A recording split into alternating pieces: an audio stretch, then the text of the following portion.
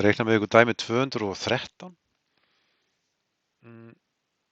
Við skulum athuga strax hvað er uppgefið og ég setti upp svona lista hérna til að vinna aðeins með. 65% viðskiptaverslunar hafa kreditkort.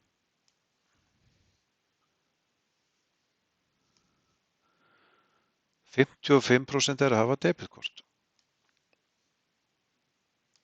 Og 30% þeirra hafa bæði.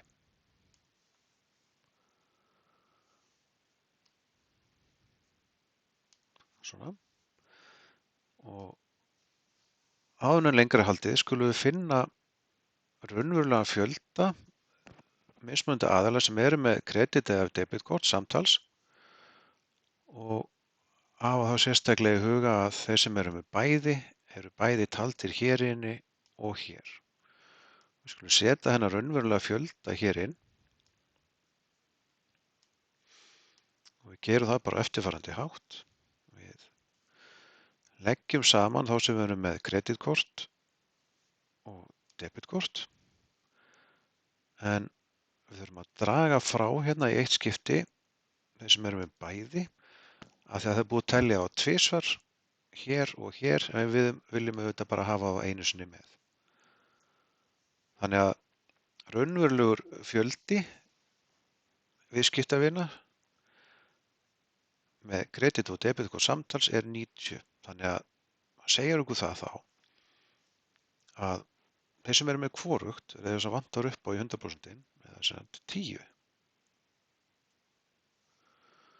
Og nú getum við fara að athuga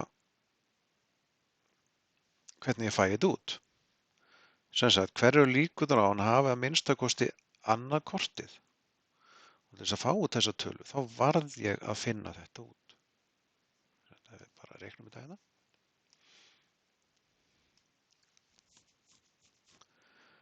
Ég er með 100% að heild eða 100.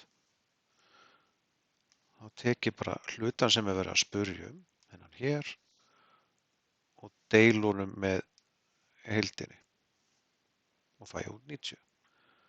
Sama hér að nú er ég búinn að komast að því að bak við hvorugt þeir sem hafa hvorugt kortið eru 10%. Jafnt og hlutin sem spurt er deilt með heildinni sem er í boði, 100, og það er þá 10%. Og þá er þessu dæmi lokið eða sem A og B-lið.